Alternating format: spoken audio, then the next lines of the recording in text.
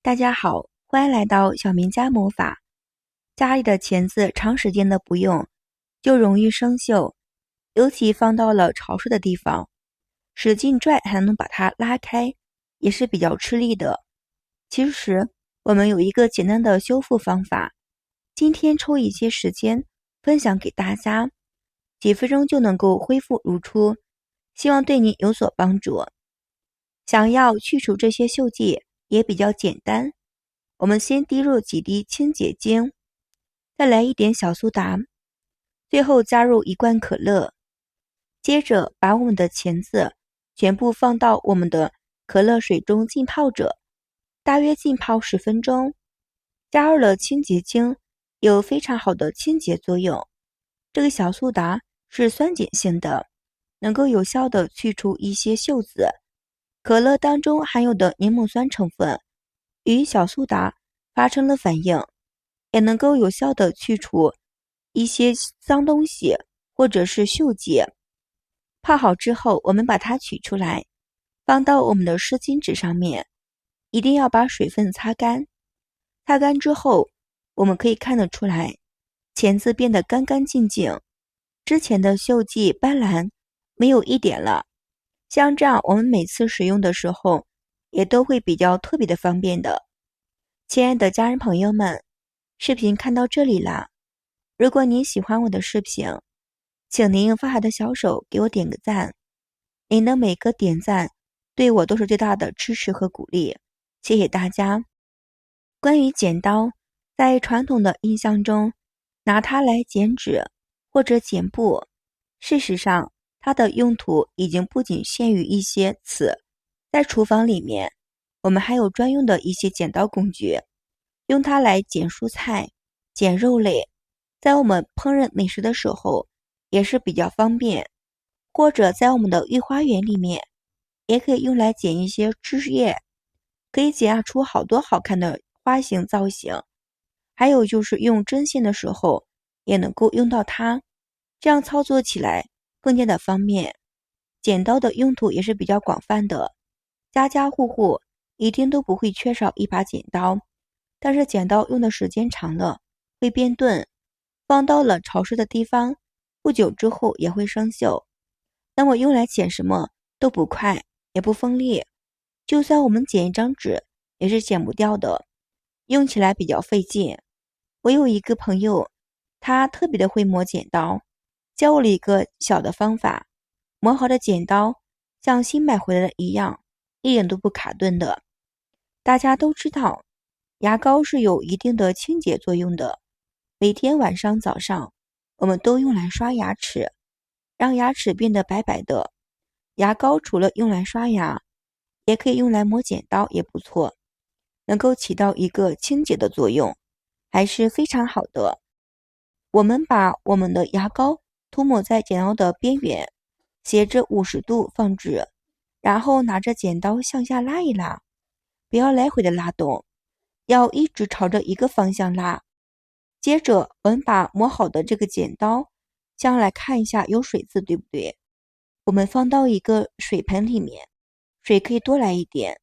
接着我们再用牙刷像这样不停的刷一刷，不停的刷一刷，然后再用钢丝球或者是牙刷都来擦，能够擦掉我们这些锈迹。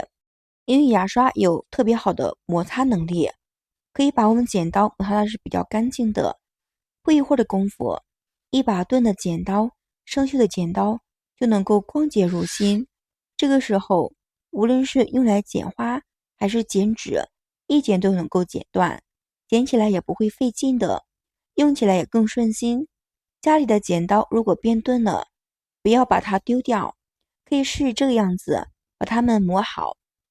剪刀是家里面不可少的一种工具，很多剪刀都是铁质的，如果不注意存放，特别的容易受潮生锈。剪刀一旦生锈，不仅会难打开，而且会越来越钝。想要预防剪刀生锈，我们把它插到大米里面就可以，用保鲜膜、保鲜袋将剪刀我们包裹好，放到大米中，像这样就好了。大米它是比较干燥的，而且有很多的一些粉末，剪刀插到大米里，就能够有效的可以帮我们的剪刀隔绝空气，剪刀再也不会生锈了。我们把剪刀包裹起来，放到大米中，也不用担心我们的大米会被污染的。怎么保持刀具的干燥呢？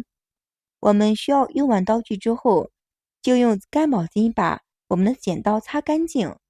在玩过之后，剪刀剪完东西也要擦干净，因为夏天嘛，容易出汗。经常把剪刀拿出来擦一擦，夏天的空气湿度比较大，也会容易导致我们的刀片生锈。总之一句话，养成保持刀具干燥的习惯就可以。仅是保持干燥也是不够的，在此还需要确保你的刀已经清洗得干净。如果用水洗不掉上面的污渍，也能够借助海绵和抹布来清洗。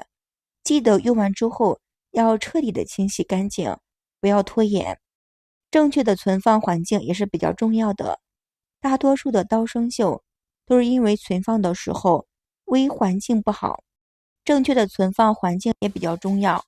大多数的刀生锈都存放在我们的潮湿的地方，所以保存刀具环境要放到干燥的地方，确保放在阴凉的地方。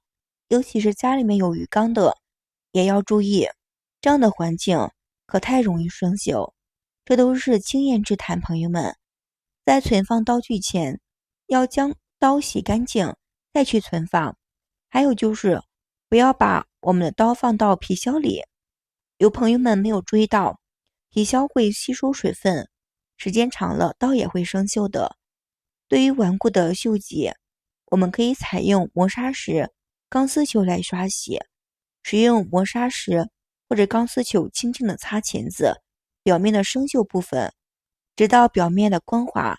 这种方法能够彻底的去除锈迹，使我们的钳子恢复了熟心。需要注意，钳子操作的时候，我们要避免损坏钳子的其他部位。日常保养也重要，每次使用完钳子，及时的保持干净的状态，防止水分流失。存放能够在工具箱内放置硅胶包等潮湿剂，可以吸收我们的湿气，进一步的降低生锈的风险。通过以上的方法结合到一起，能够有效的解决钳子生锈的问题，延长我们的使用寿命。今天的精彩视频就分享到这里啦。家里有剪刀的，或者是家里面有钳子的一些怕生锈的工具，我们要好好的保存起来，这样再也不怕生锈了，用起来比较方便。好了，今天的精彩小视频就分享到这里啦，非常感谢所有朋友们的支持，谢谢大家，我们明天视频再见。